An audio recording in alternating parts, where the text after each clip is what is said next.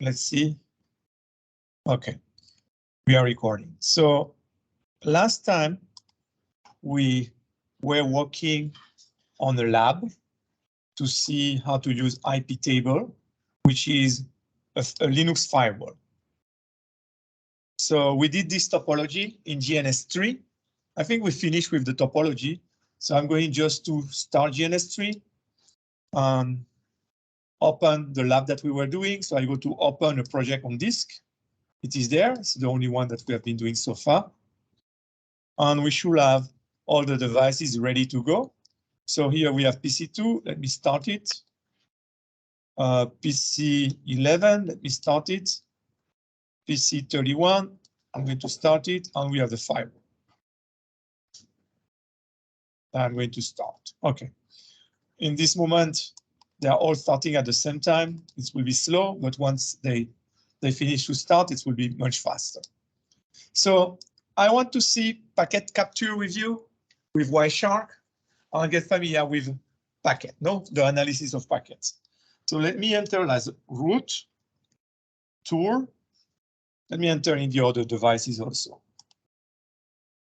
So in PC11, PC31, and firewall. Okay. Root tour here. Root tour here. And root tour here. Okay. So let's verify that everything is okay. So if everything is okay, from PC2, I should be able to ping the other two PC. So let's verify this again. I think we did it last time, but it's good to review it. So what should I do if I want to verify that the ping is working?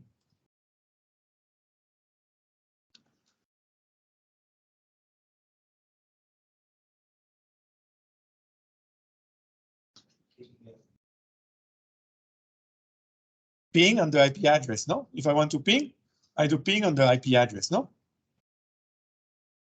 So, okay, here we see everything, okay.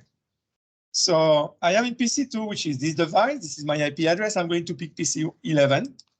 So let me do it. Ping -C for send two ICMP echo requests. The IP address is 172.24.0.11. First one, second one, it did work. Okay, what can you tell me about this packet? About this traffic?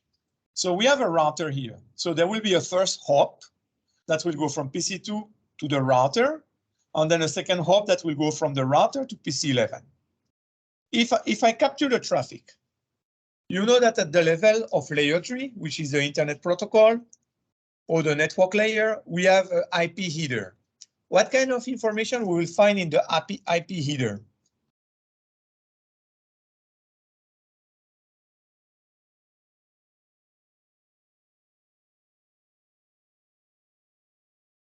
Destination IP, of course, source IP. So we'll see source IP, destination IP. This is the list that we will see. So what will be for this packet that I am sending from PC2 to PC11?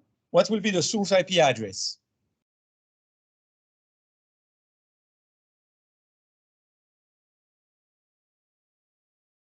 Yeah, the source will be 192.168.0.2, and the destination will be 172.24.0.11.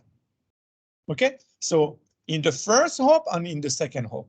Now, if I look, the layer 2 technology that we are using is Ethernet. What information do we have in Ethernet?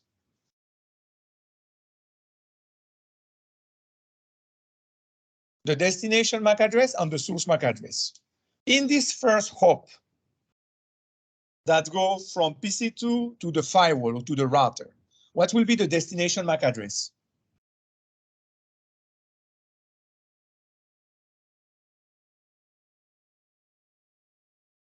Correct, the MAC address of the router in this interface, which is ETH1. And what will be the source MAC address? The MAC address of PC2, it have only one interface, so interface ETH0.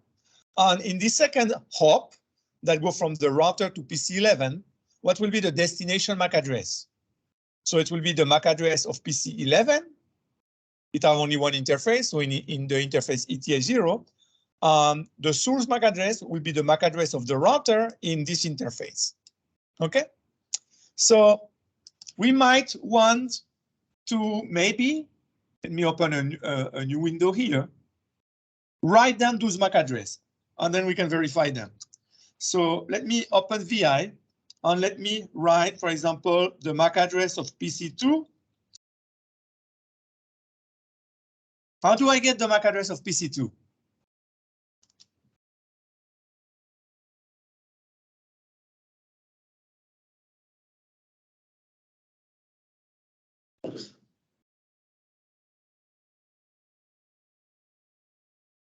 And how do I get the MAC address of PC2?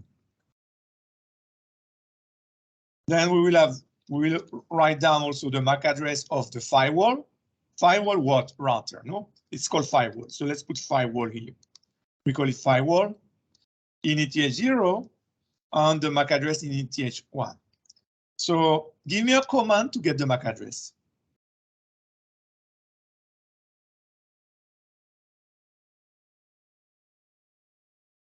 So the command ifconfig will give me the MAC address, no? So I can type the command ifconfig. So look, I go to PC2, and if I type the command ifconfig, it will show me also information of the loopback interface. So it shows me information of the ETH0 and the loopback. If I want to just show information of the ETH0, I can write that. ifconfig ETH0. So look at the MAC address is here. Here, this is the MAC address of Ethernet. So I copy it and I'm going to put it. This is the MAC address of PC2. Now let's get the MAC address of PC1 or PC11 that is involved in the transmission. So the same thing, I'm going to type in, I am here in PC11. I'm going to type ifconfig ETH0. And it will give me the MAC address in this interface, on the ETH0 interface. Let me write it down here. So when we see it in the capture, we will just confirm what we already know. So I need the MAC address of the firewall in the two interfaces. So I'm going to open the firewall. And I'm going to type ifconfig. OK, so here is the MAC address of the ETH0 interface. And here is the MAC address of the ETH1 interface. All these MAC addresses have to be different, of course. OK, we have this information. Now, let me do again the ping. So there is another field in the IP header that is easy, and it's called TTL, the time to leave. So what is the objective of the TTL?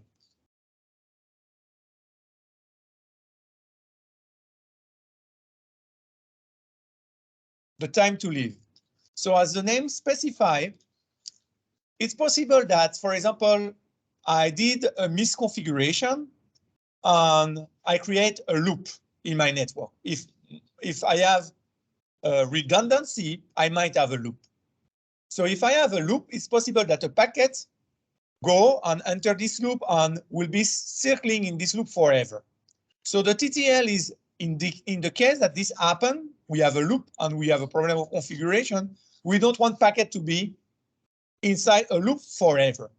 So we give them a TTL, and a TTL is not in second. It's not a time to live in second, but it's a time to live in hop, the number of hop. And what do we call a hop? A hop is the number of routers that I can pass before they remove me from the network. So I think Linux use 64 by default.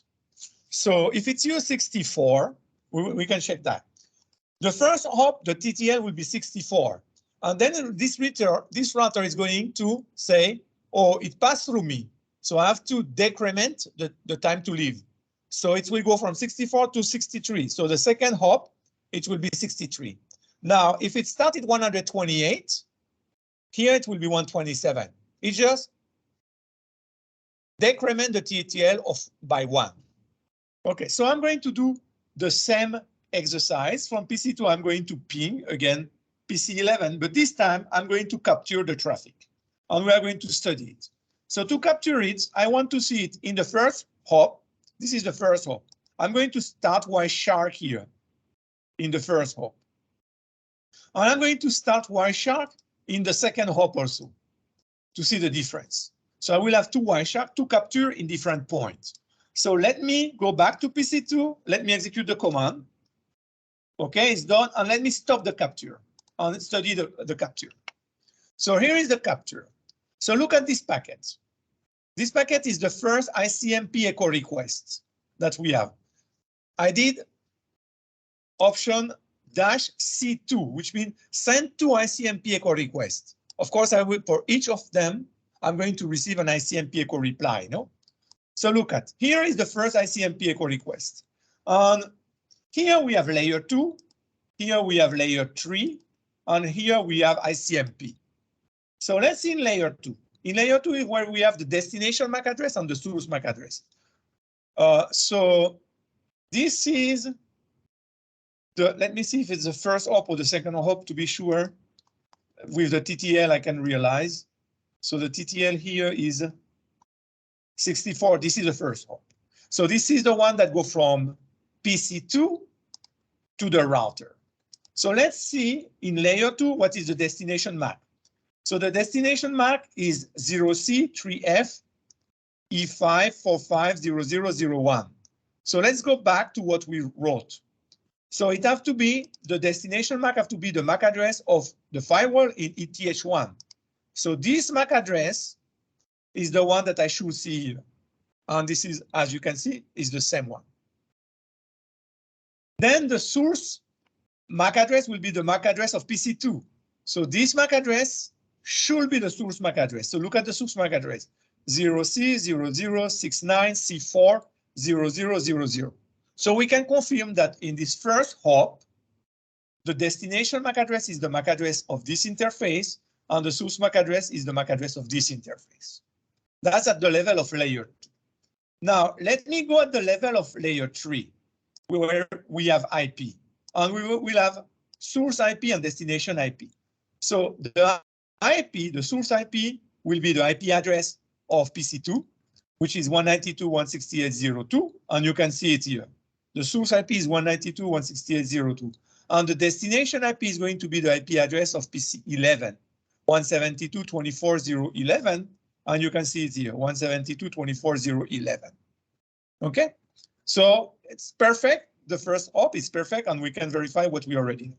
Look at the time to leave. It's 64 in the first hop. So the router is going to modify this to 63 because every time that I pass through a router, we need to decrement the time to leave. When the time to leave reaches 0, we need to remove the packet from the network because the packet have to die. Okay, I give it already a long enough time to reach the destination. It didn't reach the destination, so I remove it because it might be in a loop, and I want to remove all the packets that are in the loop. So that was the first part of the capture. Let's see the second part of the capture. Here is the ICMP echo request. So let's see at the level of Ethernet. So at the level of Ethernet, the destination MAC should be the MAC address of PC11. So let's see the MAC address of PC11. It is, let me put it here, is this one. So this one should be the destination MAC. So let's verify that here. So here we have the destination MAC is 0C, B3, 0B, E4, 0000. So it's walk. And the source MAC should be the MAC address of the firewall in ETH0. So it should be this MAC address. So let's verify that the source MAC address is the same one. So 0C here, 3F, E5, 450000. So it's correct, as you can see. And if I go at the level of IP, I will see the same thing. The source IP address is going to be the IP address of PC2, and the destination IP address is going to be the IP address of PC11.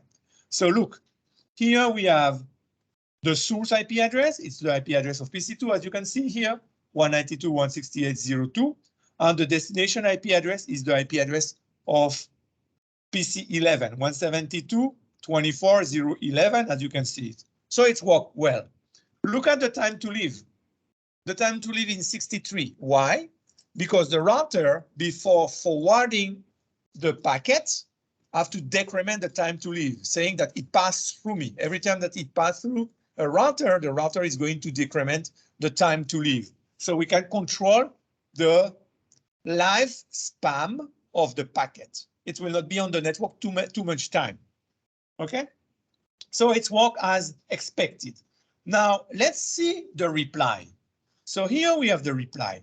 What do you think about the reply? The reply, so look at ICMP echo request, ICMP echo request. So PC11 is going to send an ICMP echo reply. So the ICMP echo reply will first go to the router, and the router is going to forward it to PC2. So what can we say about this ICMP echo reply, this first hop? What will be the destination MAC of the ICMP echo reply?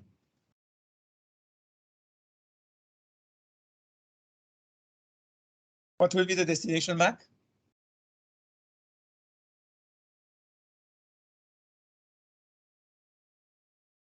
Yeah, the MAC of the firewall in ETH0. So on the source will be the MAC of PC11. So let's verify this. Look at here. I'm going to click on the ICMP echo reply. Okay, you see that I click on the ICMP echo reply. Oh, this is not the, I have to use this one. ICMP echo reply, let me check. No, it was the other one. So it was this one, right? No, it was this one. Let me, yeah, it was this one. So let's see. Let's see at the level of layer 2. So let me expand layer 2 and collapse layer 3. Layer 3 is collapsed and layer 2 expanded in this moment. So the destination have to be the MAC address of firewall in ETH0. So it have to be this one. This one have to be the destination. Let's check what we have here. We have 0C, 3F, E5, 450000 is the same one. And the source MAC have to be the MAC of PC11, which is this one. So let's see the source MAC, 0C, BA, 0B, E40000. So it does work, as you can see. Okay. Now, if I collapse layer 2 and I expand layer 3, in layer 3, of course, I will say the source IP address have to be the IP address of PC11, and the destination IP address have to be the IP address of PC2. So let's verify this. Look at the source IP address, 172.24.0.11 is the IP address of PC11, and the destination IP address is 192.168.0.2 is the IP address of PC2. So it does work. And the time to live is 64, because when Linux sends something, it sends it with a time to live of 64.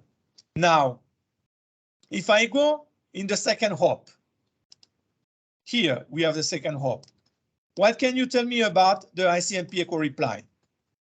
What will be the destination MAC of the echo reply here? That's go from the firewall to PC2. So the destination MAC have to be the MAC address of PC2. So the destination MAC will be this one. And what will be the source MAC? The MAC address of the firewall in Ethernet 1. So let's verify that with our capture. So here I select the reply, and I'm going to collapse layer 2 and take only layer 3. So look at, here we have the destination MAC. So let's compare it with this one. It's 0C, 0069, C4, 0000. So it does work, as you can see. And the source MAC have to be the MAC address of the firewall in ETH1. So it have to be this one. So let's verify it. Here in the source MAC, we have 0C, 3F, E5, 450001. So it does work, as you can see. And of course, if I go in layer 3, if I expand the information of layer 3, the source IP address will be the IP address of PC11, which is 172.24.0.11, as you can see here. And the destination IP address will be the IP address of PC2, which is 192.168.0.2, so it does work. And look at the TTL is 63, okay, which is okay. So we could capture and analyze our traffic, no? Because you have to do that in the next lab that you will be doing. So I wanted to show you how to use a little this tool, no? Okay, so let me ping now, for example, from PC2 to PC31 to see that everything is okay. So PC31 have this IP address. Let's do it 1 time, 2 times, it did work, perfect. So there is full communication, as you can see. Okay, let me give you a little more information about IP table. So I did bring, okay, they are here. Okay, so please pay a lot of attention of that, what I'm going to say, because we are going to type a lot of commands based on IP table. So try to memorize some of the commands that we will need. So IP table have 4 tables. In this course, we will only see 1 table, which is the filter table. So you have a table that is called filter to filter traffic. You have a table that is called NAT, network address translation, when we want to use a NAT, when we want to do a NAT server. Another table that is called Mangle, and a 4th table that is called row. Mangle is for quality of service. It's out of the reach of this course. So we are going only to use the filter table today.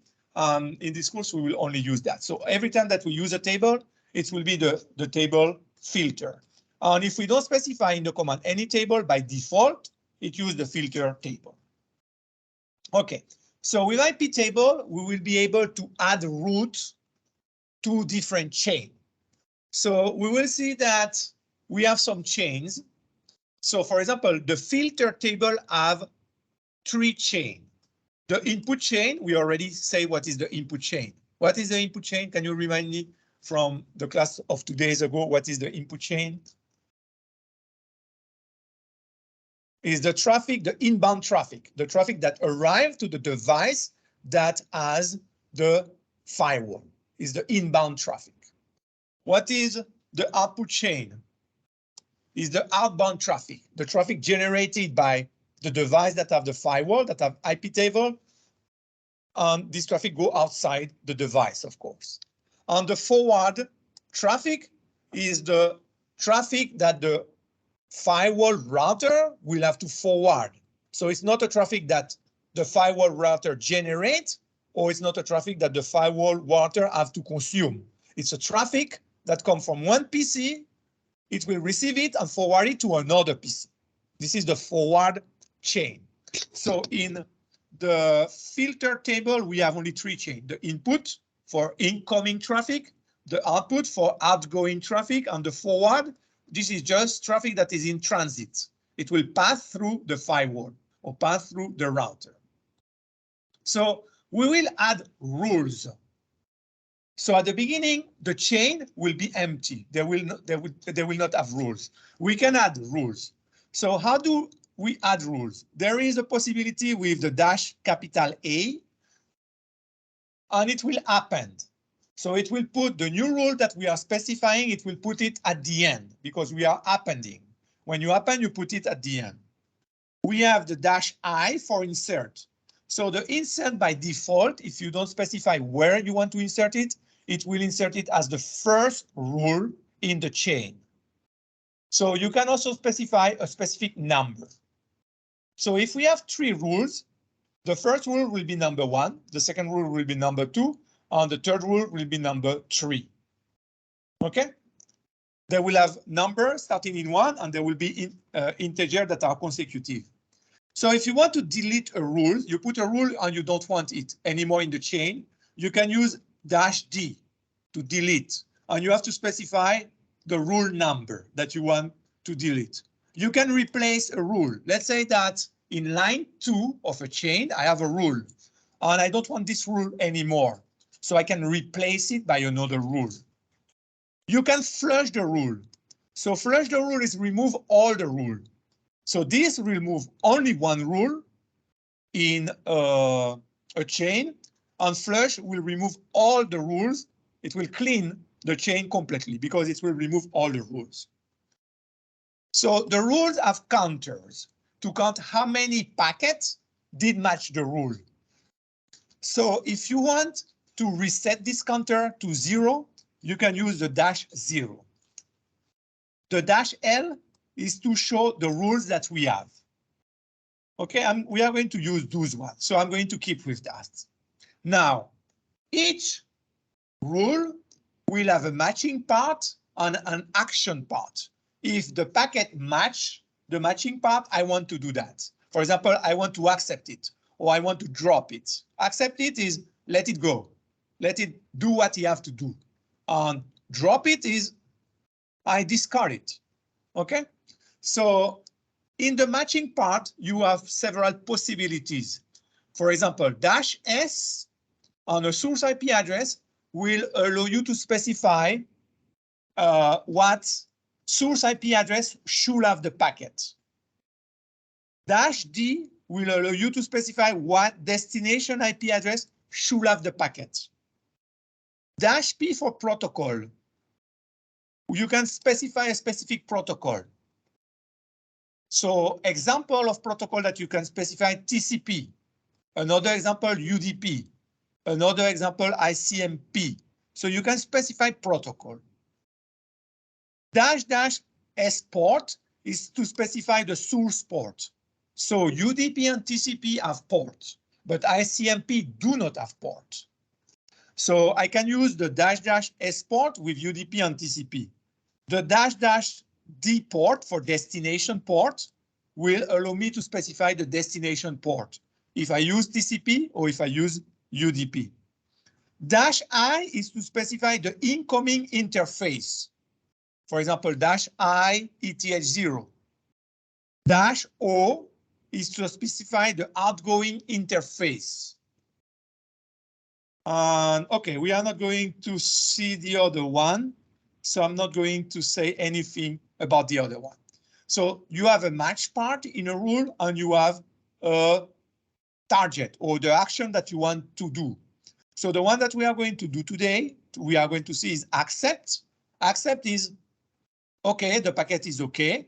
I want the packet to follow its normal processing. So I accept the packet. On drop is, it looked to me that this packet might be a malicious packet. I want to drop it. So I will just discard the packet and the packet will not be authorized to continue its route because I'm going to discard it. Okay, so I have other slides that will help us here. Okay, so this slide is what I just say, that -A is, for example, to append a rule at the end of a specific chain. -I is to insert. So by default, it will insert the rule in position 1. -L is for the listing. -F is for flush. -0 is to put all the counter in 0. -P is to set the policy, the default policy. I didn't say that. -D is to delete a specific rule, and -R is to replace a rule. So I will give you those slides. Okay, when I look at the rules, when I look at the chain, the option that I will use is -L for lists. And there are other options that we can use, for example, -V for verbose. When you do verbose, you might want more information. So verbose will give you the input interface, the incoming interface, the outgoing interface. It will give you also the number of packets that match the rule and the number of bytes that match the rules so far. -N is to avoid DNS search. So we don't want, I prefer to see numbers. So I always put this option, -N for numeric, don't show name. Like for example, don't show HTTP, show me 80 or show me 443 if I'm using HTTP, secure HTTP. Don't show me 20, don't show me secure shell, show me 22. Okay, so it's make you an effort to learn what are the ports. So we are going to work with them like that. So as I was saying, with -s, you can specify what will be the source IP address. So look, for example, if I do that, I'm saying that the source IP address belongs to this network, the 100.0.0.0/16. So any IP address that is in this network and it's a source IP address will do a match. And you can also do match with the destination. So you use either -s for source or -d for destination. Let me see what else you have. Okay, range of IP addresses. Let me skip that. Ports. So to do the port, we have the -- destination port or -- source port. Okay, so with the -- source port, you specify a TCP or UDP source port, and with the -- destination port, you specify a TCP destination port. You can do it by interface also. Okay, I think with that, we might already do some nice exercises. So here I have some challenges that I would like to resolve with you. Let's see the first challenge. So block all traffic, all type of access, block off type of access to firewall from PC11. So which means that for me in PC11, there is a hacker. I want to ban all the traffic of PC11. So here in the firewall, what I need to do, if I receive something that is from PC11, I want to drop it. This is what I want to do. So for example, in this moment, PC11 is able to ping PC31. PC11 is able to ping PC2. But after I apply the rules here, when PC11 tries to ping PC31 or PC2, it will not be able to do so.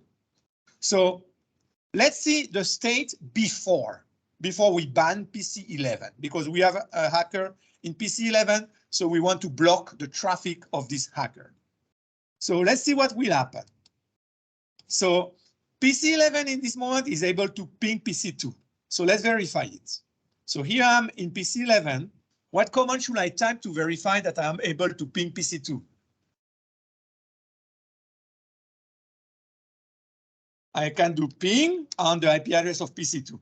If I do ping like that, it will do the ping forever. So normally I always put the number of time I want. So the IP address of PC2 is 192.168.0.2.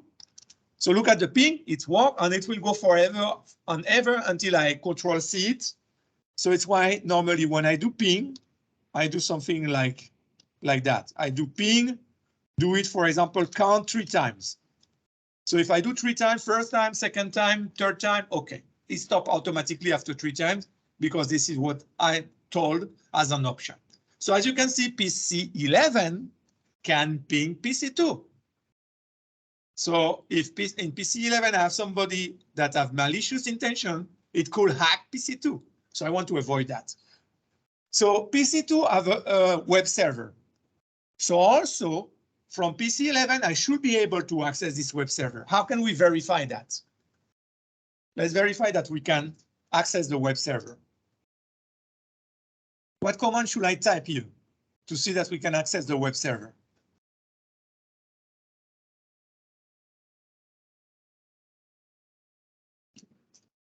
So you remember we installed a web client that is text-oriented.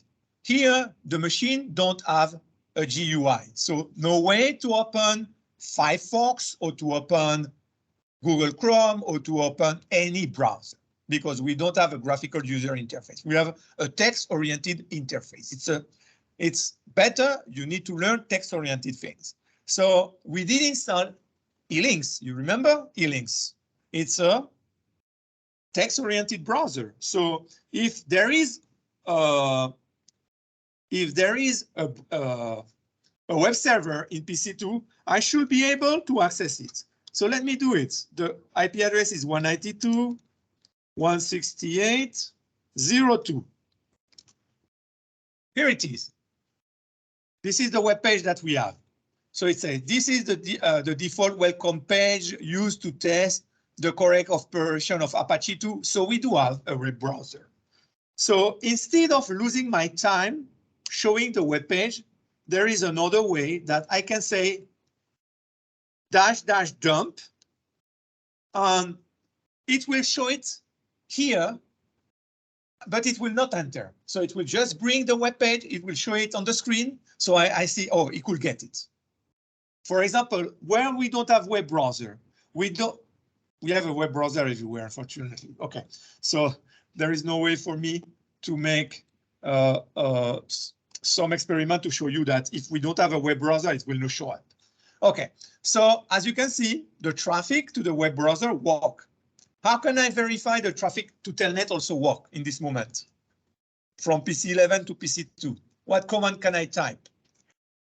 Do you know what is Telnet? No, it's to make a remote session. So I am in PC 11. I am here. My name is John, for example. I have an account in PC 2.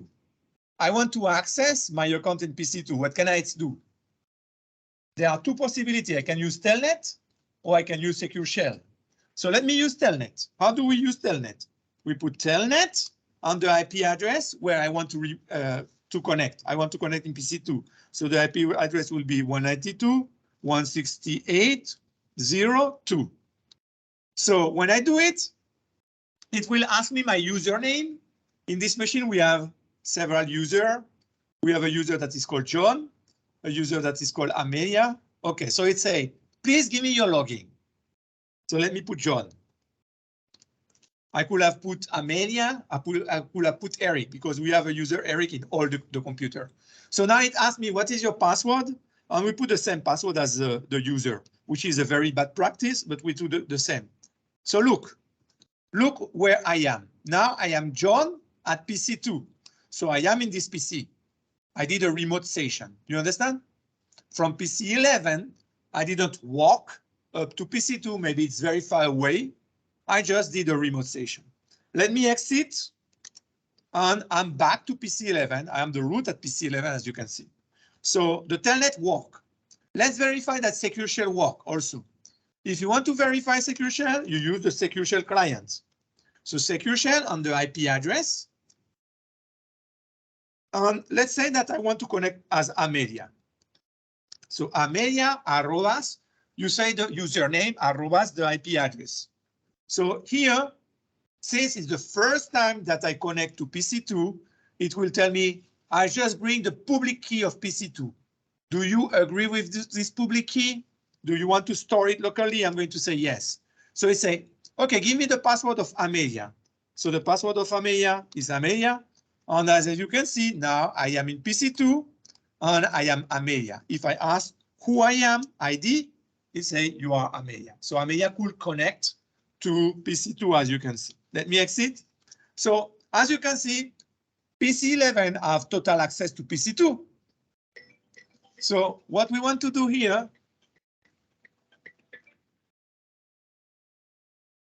sorry, I forgot to put it in silence. So what I want to do now is to block the traffic. So tell me how we can do that.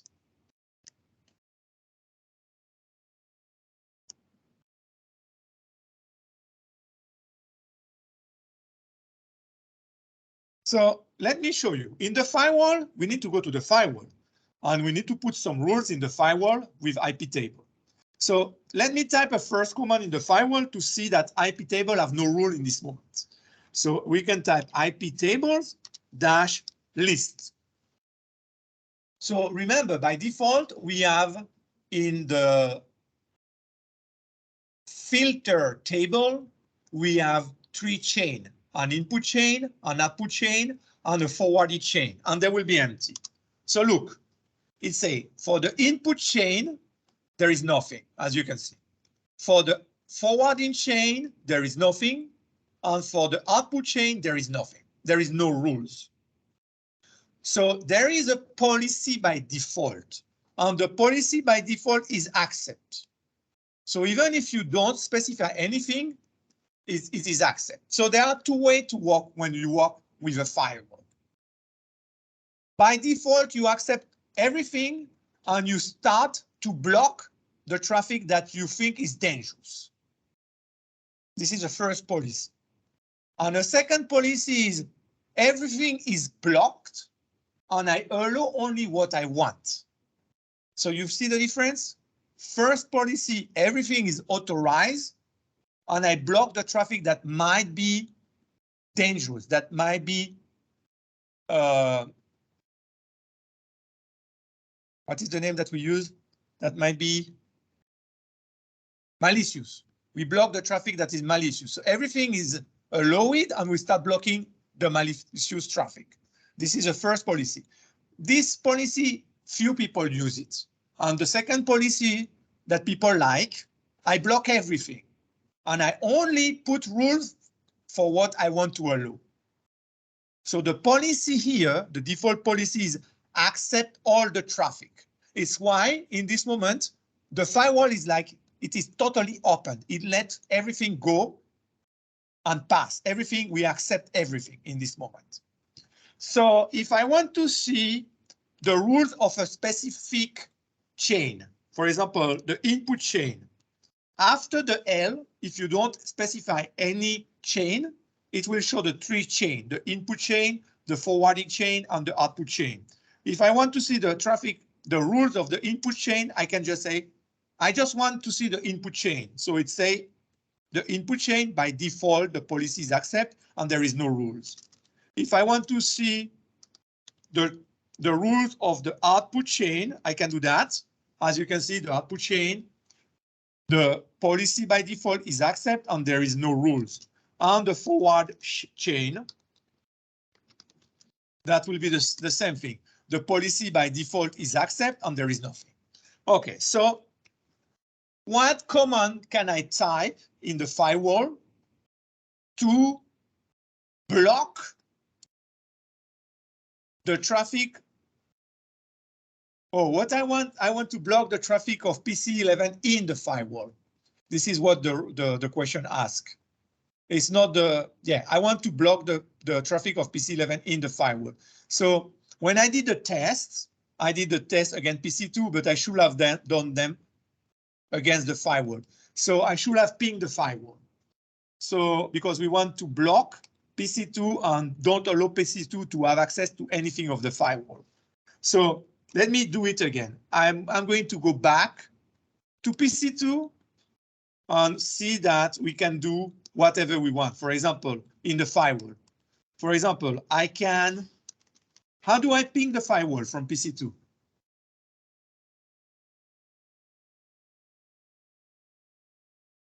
So the firewall has two IP addresses. I can use any of the two IP addresses. So the firewalls have 172.24.01, and you can see it does work. And the firewall also have 192.168.0.1. And as you can see, it can work. So I can ping. Let's verify that we can check the web browser of the firewall. So the firewall have a web browser. So what can I do? E-links -- dump. Just dump it on the screen. Don't go in interactive mode. And I'm going to put one of the two IP address of the firewall. Any of the two is okay. For example, if I can put 192 if I want, 168.0.1. And look, it dumped the content of the web page, as you can see. So it does have. So now there are other ways.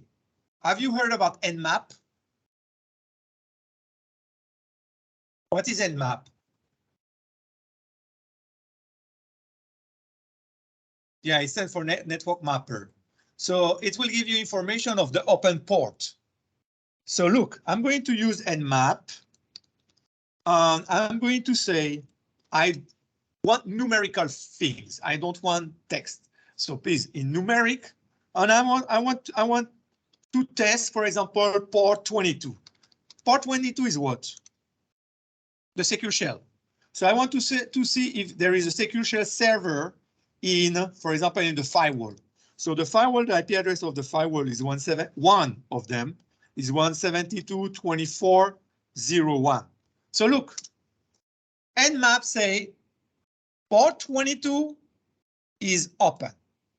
You see? So it's another way to see if I have access to port 22. Now look at, I am in PC2. And I want to see if there is a secure shell server in PC31. We don't have. So I can put the IP address of PC31.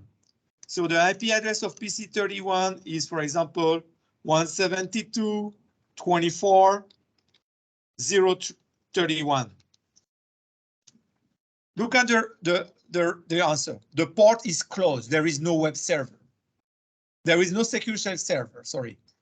If I try to secure shell, it will not work. So let me try to secure shell and you will see that it will not work. So let me try to secure shell as user Thomas, because this machine have a user that is called Thomas.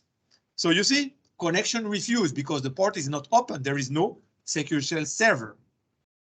Okay, so to verify from PC11 that, which is the hacker computer in this moment, that it can access the 4 services on the firewall, what command can I type? Just one command that will verify that the 4 ports are open will be what? Nmap, in a numerical way, check the port. So what is the port of secure shell? 22. What is the port of the web server? 80. What is the port of FTP? 21.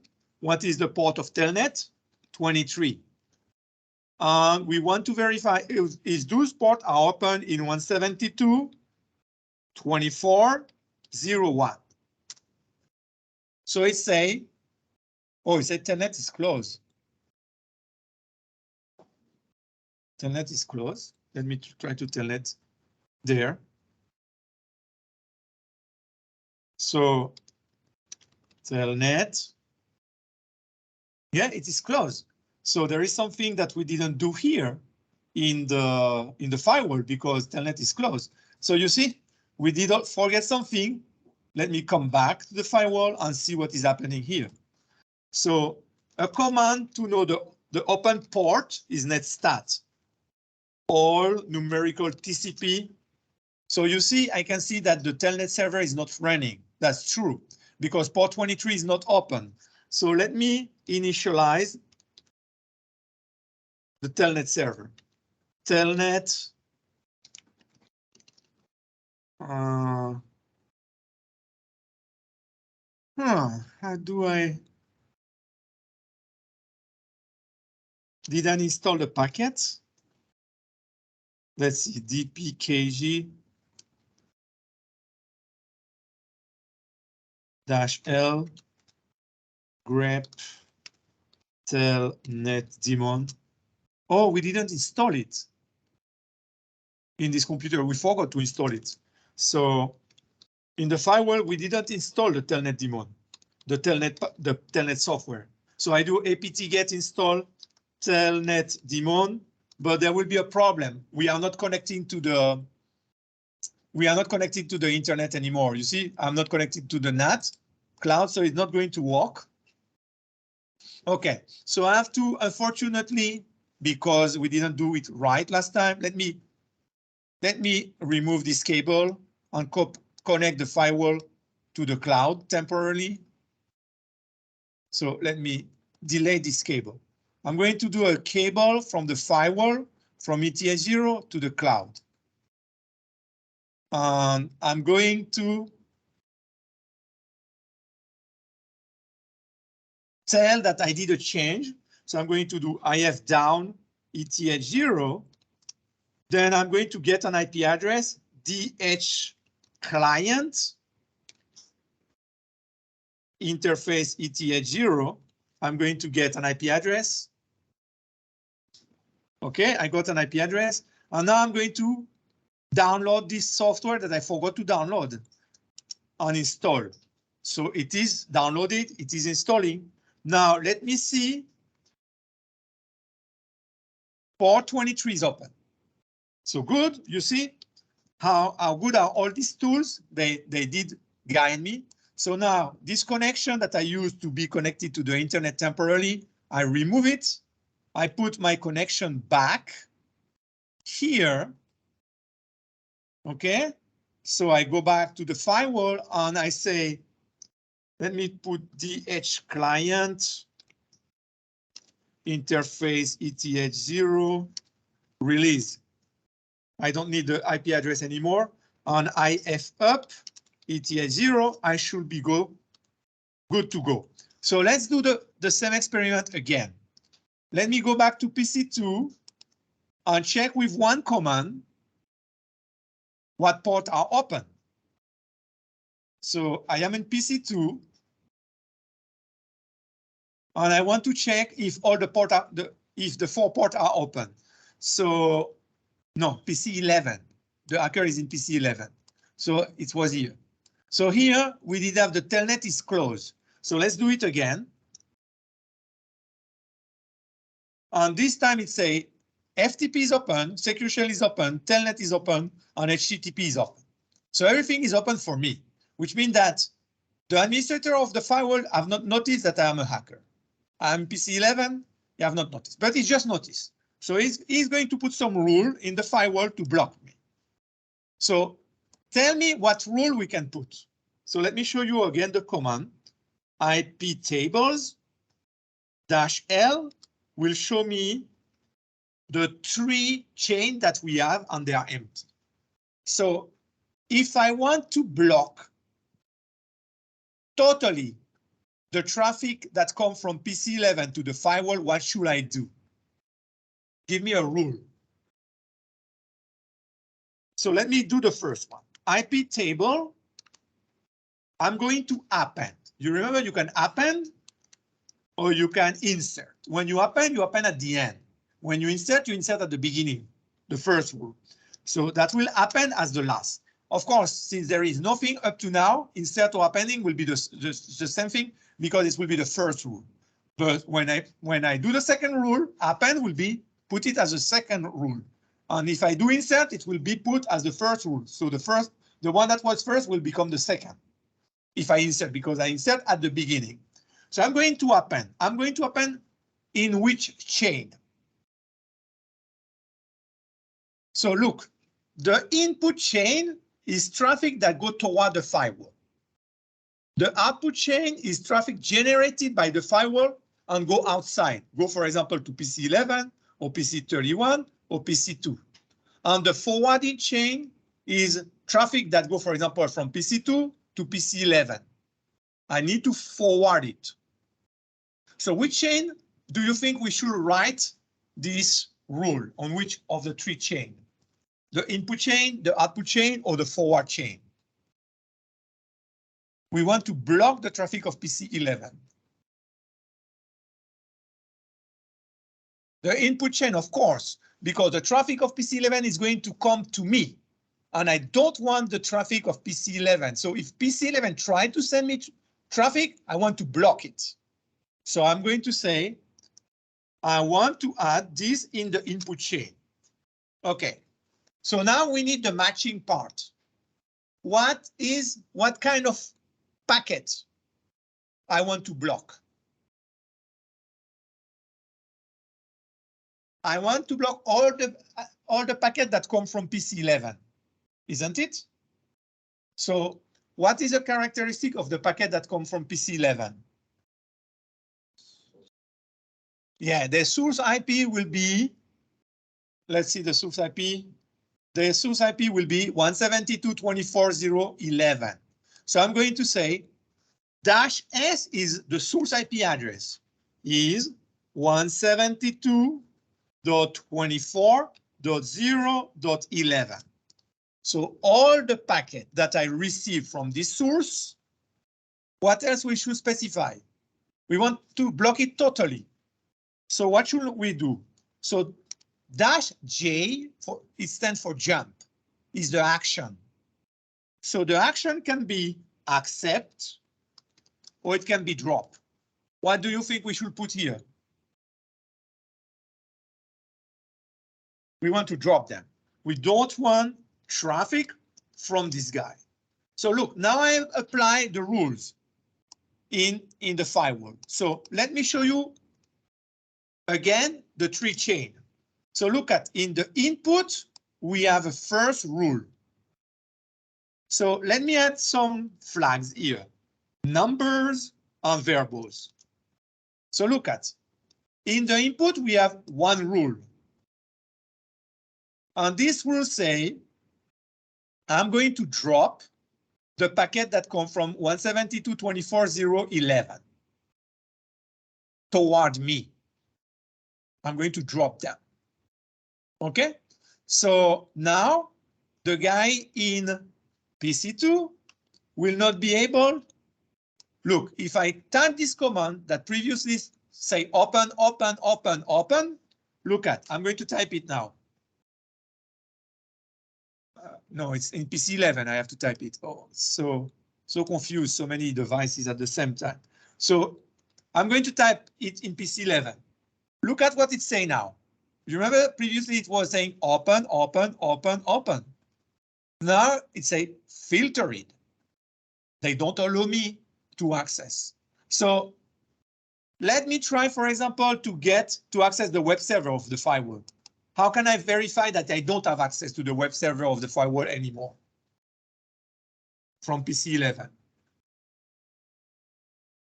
We can use e-link. E-links -- dump. Don't go in the interactive mode, just dump it here on the IP address, one of the IP address of the firewall. For example, we can use 192.168.0.1 or the other one. So look at e-link is trying several times, and as you can see, it doesn't have permission. At one point, it will just give up and show me a error message. But when it's take time like that, it's because I'm filtering. Okay, so I cannot do it. Let me Control-C it because it's going to take some time. If I try to telnet, because it have a telnet server, look at what will happen. Telnet, it will give up at one point also. It will take some time. So maybe I just Control-C it. If I try to secure shell, or if I try to FTP, let me try to secure shell. I cannot. Okay, there will be a timeout after some time. And if I try to FTP, I will not be allowed to FTP again. So let me remove this rule. How do we remove this rule? To come back to the original state that was allowed for PC11. What can I do to remove this rule? So there are several ways I can do. I can flush, for example, the input chain. It will remove everything in the input chain. Or I can delete from the input chain the first rule. So if I look at the input chain, it doesn't have the rule anymore, which means that now PC11 is allowed again to FTP. Look, if I do the FTP, right away I have an answer this time. You see? If I do, for example, the telnet, let's do the telnet. Right away I have an answer. Because I'm not filtered anymore. Oh, what did I do? PC11, I need to open you.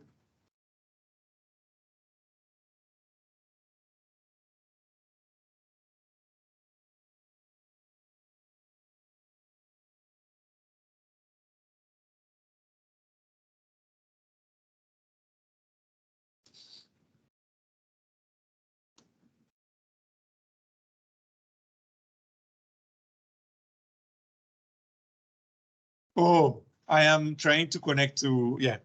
So control, I'm trying, I did a telnet, so we are in the telnet. Quit, it's exit or quit? Exit maybe? No, it's quit. Yeah, quit, close the window. which is not very good for me. Let me go back here. The one that I don't have is the firewall. No, the one that I don't have is PC11. So, okay, it gave up, thanks to God. Okay, so let me show you the rule again. The rule that we type is the following rule.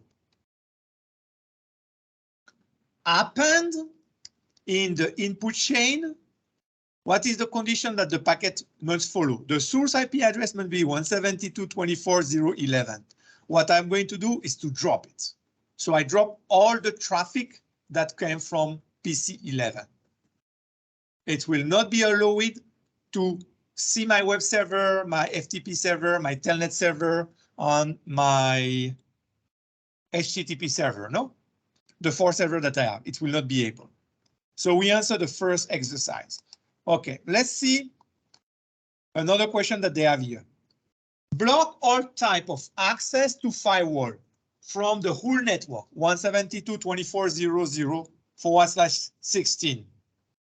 So it means that we are going to block PC11 and PC31 because we want to block the whole network. Okay, but of course the other will not be blocked. So this time, what I want to do is to block a whole network, not a specific station. I want all the people that are in this network, it's a dangerous network. Let's say it's a network there in Russia. And they want to attack us, of course.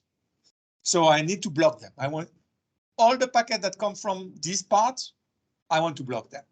So what should I do? We blocked PC11 previously. Now we want to block all the traffic that come from this network. So in this moment, there is no policy, which means that there is no rules. And we have an accept policy, which means that if I go in PC11 and PC31, I will be able to access all the services that are available in the firewall. So let's verify it. When I'm in PC11, I should be all this port open. So let me type the command again, and all are open, as you can see. Let me copy this command, and I'm going to do it also from PC31. So in PC31, I'm going to type the same command, and all have to be open. They are all open. And of course, in PC2, they will also be all open. So if I type the same command, they are all open. Now, PC2 are the people that I trust. But this network, I don't trust it at all. So I want to block all the traffic coming from this network. And they will not be able to access the service that I have in the firewall. So what should I type in the firewall to block all the traffic that comes from this network? Can somebody give me a command? So IP table, I'm going to append, sorry. I'm going to append at the end. That will be the first rule, so no problem because we removed the previous rule. I'm going to append a rule. This will have to be appended where? In which chain? The input chain, the output chain, or the forward chain?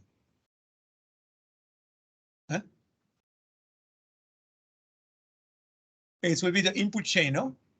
Because it's traffic that I don't want PC1 and PC31 to have access to my web server and to have access to my FTP server, my telnet server, and my secure shell server. I don't want them to send me packet to me. I want to block in the firewall. I want to block every traffic that comes from this network because this is a network that we know that we have people that want to make damage to our assets. So what should I do here? I'm going to say all the input traffic, all the incoming traffic from which network? From the network 172.24.0.11. 0/16. So this is a whole network. Any IP address in this network. What should I do? What is the action? I want to drop them. So now if I go to PC11, I will not be allowed to go anymore. Look, previously everything was open. Now, let me see. Filter it, filter it, filter it, filter it. So I banned PC11, but I also banned PC31. So let's see. Let's go in PC31. Everything was open, as you can see previously. Let me type the same command. Filter it, filter it, filter it, filter it. PC31 is also banned because it is in the network that I don't trust. Now, PC2, I do trust PC2. So I didn't ban PC2.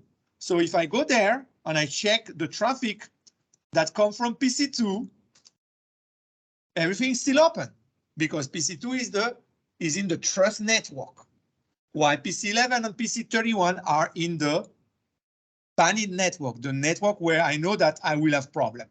So this is the rule that we have to write. So understand the rule. All the incoming traffic from this network will be dropped. Okay, all the incoming traffic from any IP of this network, for example, the IP of PC11 belong to this network, the IP of PC31 belong to this network. What I'm going to do, I'm going to drop it. Oh, by the way, look, let's see the counters. I've talked about counters. So look at in the firewall. Let me type the command to see the chain -L. So numerical verbose. Look, 16 packets came from this network and they were dropped. So look what I'm going to see. I'm going to do. I'm going to go in PC31, which is banned. And I'm going to try to ping 2 times. So ping -C 2 times to one IP address of the firewall. 172.24.0.1. What will happen? I try 2 times to send an echo request to the firewall, but the firewall blocked me. And by blocking me, this number should go up to 2 packets because it's 2 new packets that came that I entered this rule. So it went from 16 to 18. So it's up to now 18 packets from this network did match this rule and I dropped them. You see? Of course, we did that in PC31. If we do that in PC11, let's do it in PC11. Let's say that PC11 also want to ping the firewall. So ping, let's do it 3 times. And let's use another IP address of the firewall, 192.168.0.1. So of course, ban it, the ping is not going to work. When I look at the end, I will have 18 plus 3 will be 21 packets that came from this network that were blocked. Okay, the ping, as you can see, didn't work, no?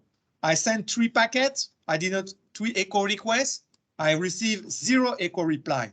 So 100% lost. It didn't work at all. Let's see here.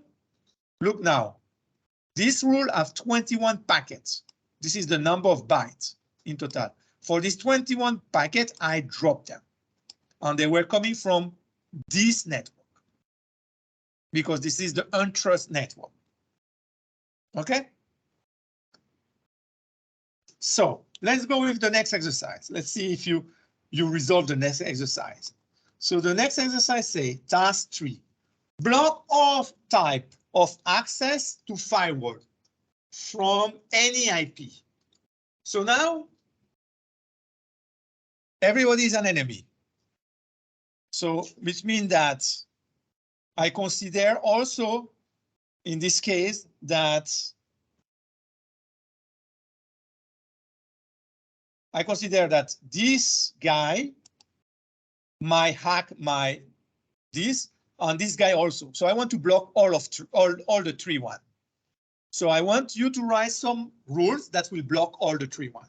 So first, before we write the rules, we'll see that they are not blocked. We will write the rule, and then we will try on the tree. PC2, PC11, and PC31 should be blocked. Okay, so before I do that, I need to erase the rule that I have. I have a rule in the firewall for the previous exercise. So this is this rule. I need to remove this rule. How can I remove this rule? So we can do, for example, from the input chain, delete line 1. This is line 1, the first rule. Or we can just say flush everything. So it will flush, which is erase everything in the tree chain. So if I look now, it is empty. You see, the input chain have no rules. The forward chain have no rules. And the output chain have no rules. Okay, so I know that the people on this network are bad and the people on this network are bad. Let's say that maybe there is another network that is friendly to me. So I want to block these two networks. How do I block these two networks? Give me some commands to block these two networks. Well, the LSI say that we want to block everybody. Okay, we want to block any traffic. So give me a command that will do that. So before we type the command, let's verify that from any PC, nothing is blocked. So look, here, everything is open from PC 11, from PC 31. Everything is open, as you can see, and from PC 2, everything is open. Okay, so let's type a command. So everything will be blocked in the triple C. What command do you think we can type? So I don't want them to send me incoming traffic. I don't want them to access my secure shell server, my web server, my FTP server, and my telnet server. Yeah, it will be so append at the end of the input chain. Append, what is the match criteria? I want to say packet from everywhere.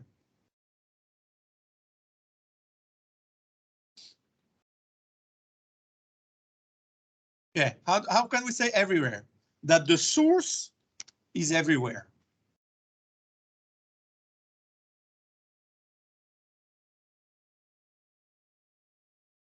Almost.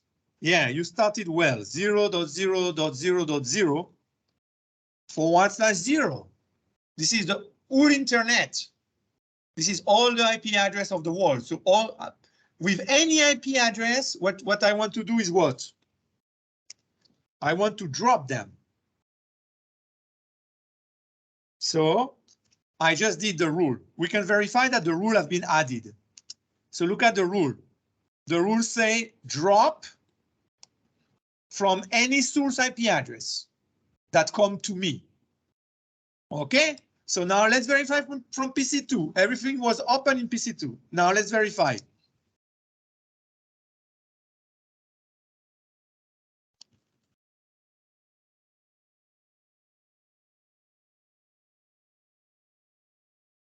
Oh, it's a, yeah, everything, it's a host sim down.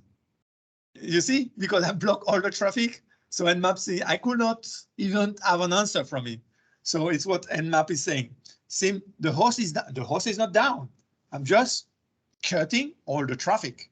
So let's go to PC 31. It will say also host sim down.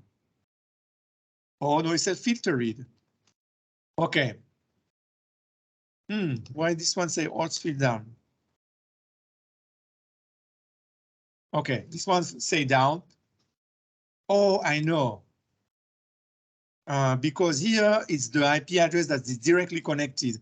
Here I put, yeah, from PC2, I'm going with this IP address. Let me go with this one. It will say also filter read 192.168.01.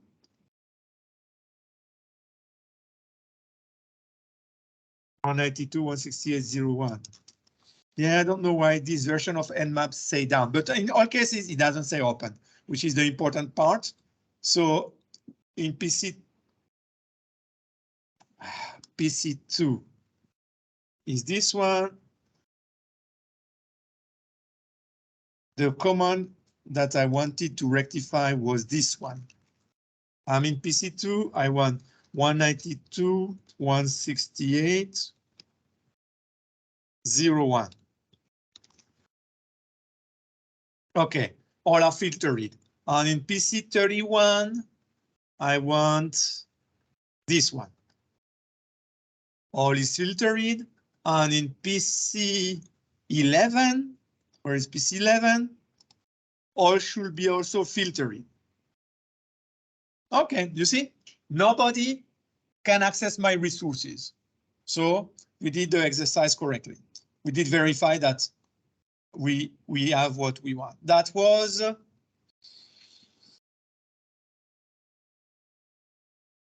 task 3. Let's do task 4. Block web access on firewall from PC11, which means PC11 will not have web access, but it will have the rest.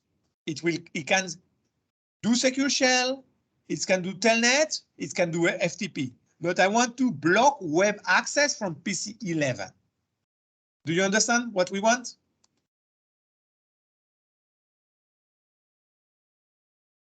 So at the end, what should I verify? That from PC11, I cannot access the web server, but I should be able to access the other 3 services.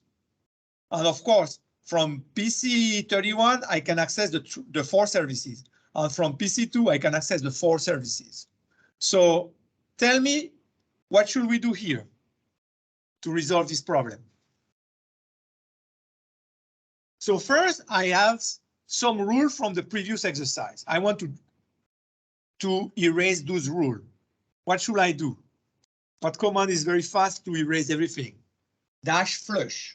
And we don't specify any chain. So it will erase the information in the 3 chain, in the input, the forward, and the output. So if I look again, they are empty, as you can see. So everything is authorized here in this moment. So for example, before we put the rule, let's verify that from PC11, we have access to the web server. So let me go to PC11, and let's verify that we have access to the web server. So I can, for example, do this command and verify that the HTTP is open. So we do have access to the web server. So now give me a rule that will block the access to the web server from PC11, the web server that runs in firewall.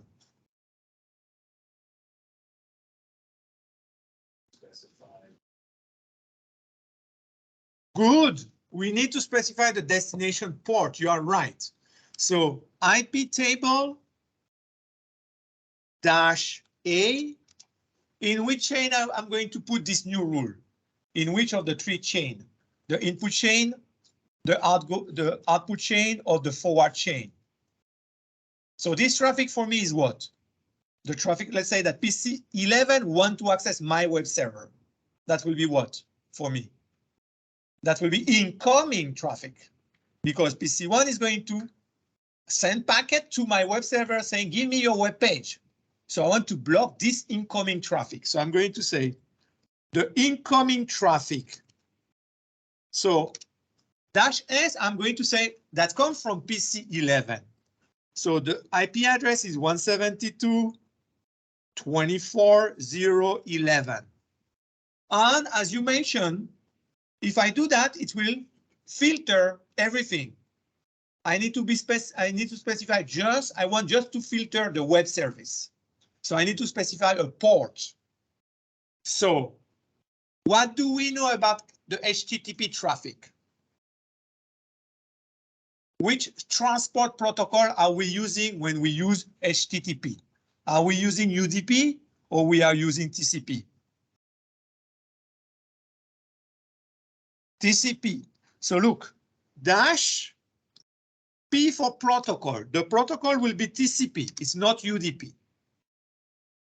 And as you mentioned, destination port should be what? So a web server listens in which port? 80. So I'm going to block the port 80. What else is missing here before I can give enter? What should I do with the packet that match that? So look at the package that match that. They are from PC11 and they are trying to reach my web server. So I'm going to drop them. So look, I'm going to go back to PC11 before I type the command.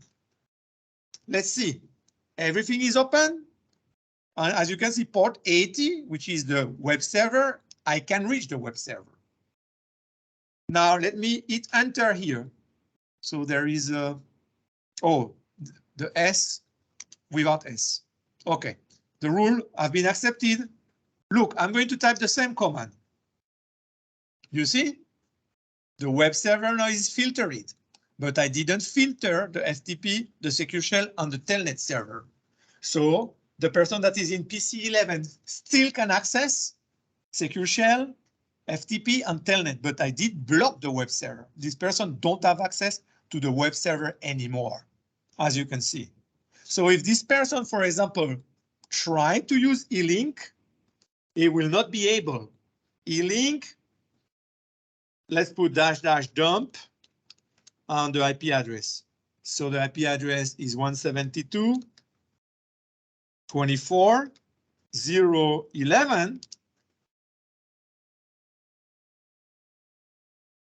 Oh, this is not the IP address. The IP address is 172.24.0.1. I was saying, hey, he gave me the web page. So the IP address is 172.24.0.1. Oh, I am in the firewall.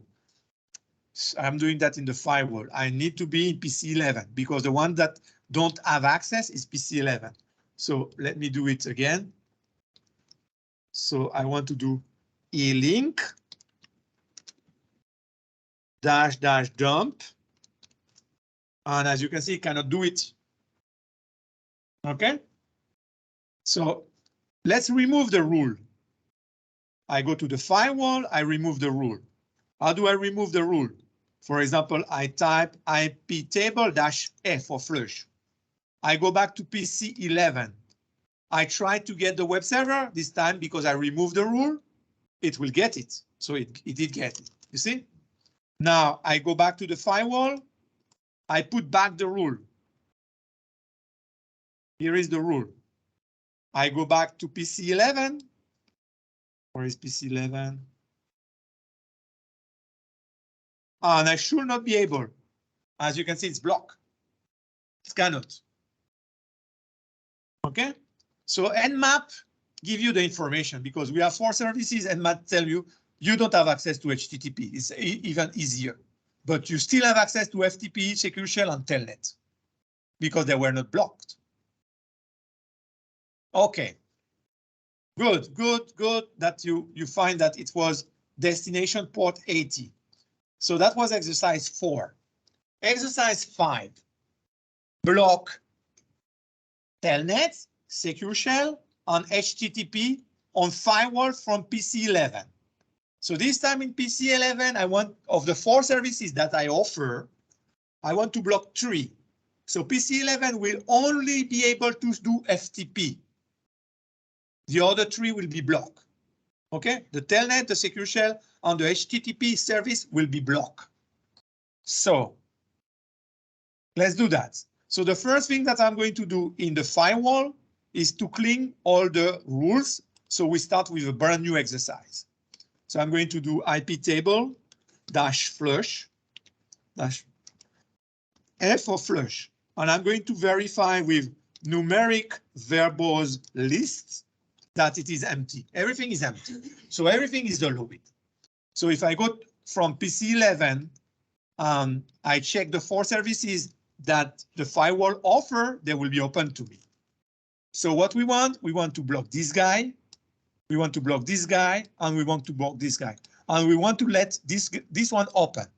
So from PC11, we will only able to access the FTP server, but the Secure Shell Telnet and HTTP server will be blocked to the user of PC11.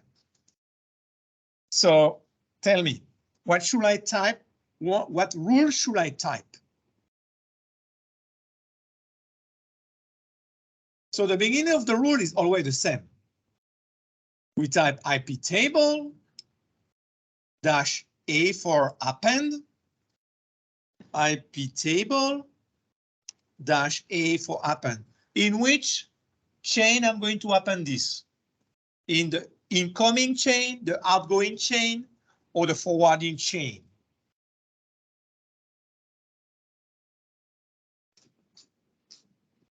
Incoming chain, because it's traffic from PC11 to me.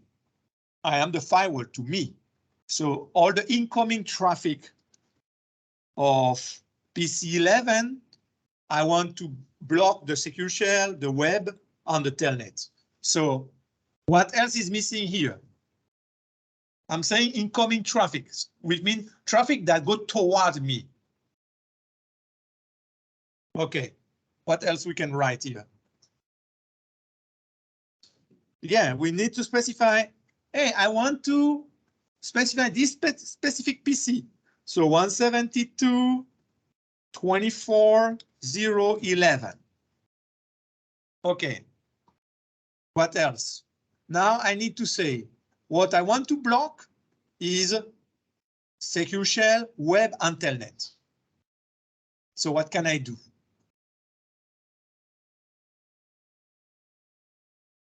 So dash P TCP. The protocol that we are going to use is TCP. Let's block HTTP first. So what should I write down now?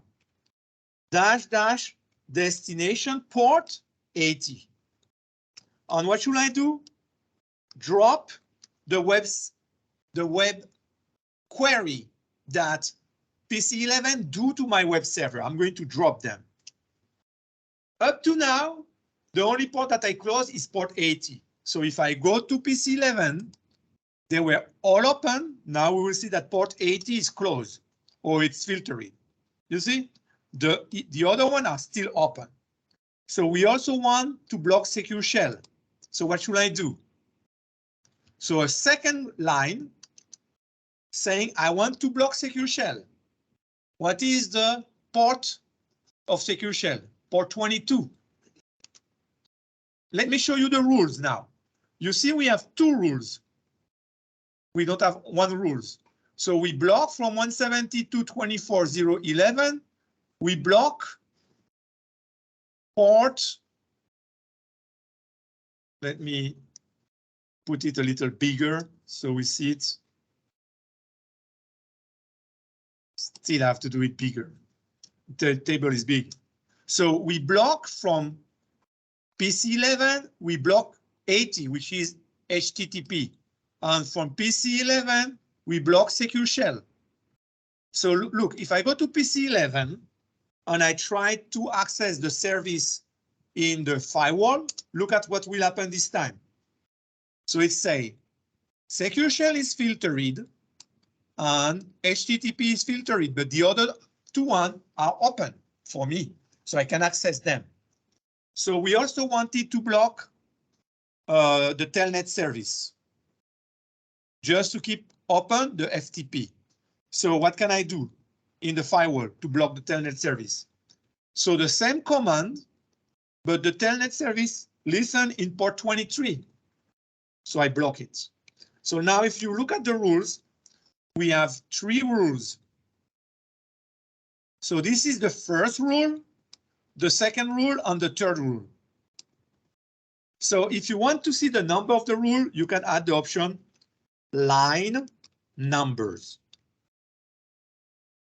So with line numbers, you say first rule, second rule, third rule. But if I have very few rules, line number is not that important because I can count them. So if I don't have that, I know that this is the first one, this is the second one, and this is the third one. No? I know because there are 3 lines. Okay, so we block 80, which is HTTP, we block 22, which is Secure Shell, and we block 23, which is Telnet. So let's go back to PC 11 and let's try this time. As you can see, the only one that is open is FTP. So this person will be able to FTP. Let's FTP. I am in PC 11. I'm going to try to FTP, and it does what? Tell me, give me your username. You want to transfer file? Give me your username first. As you can see, it worked. But if I try to Telnet, it will not work. If I try to Secure Shell, let me try to Secure Shell. Doesn't work.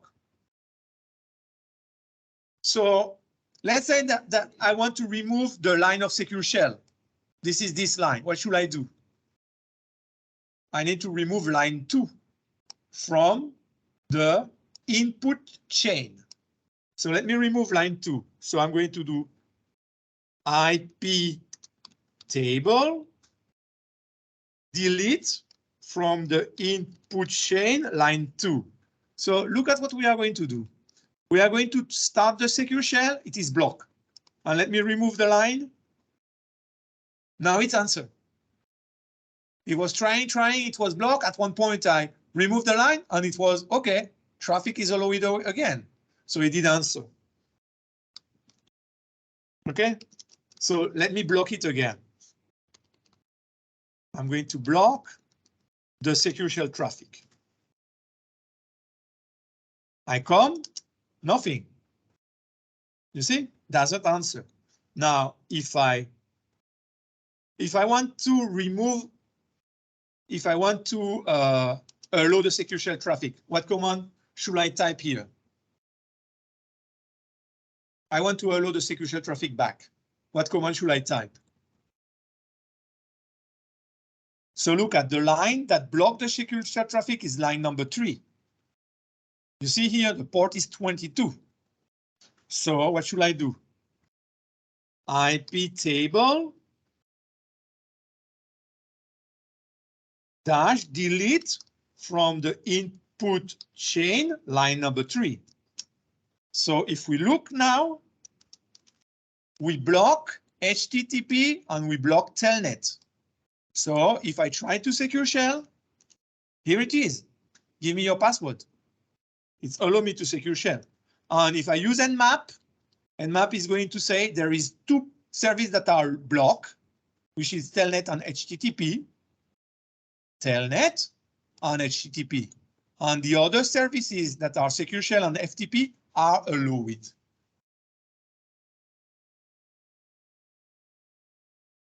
Is it okay? So you see how networking is important.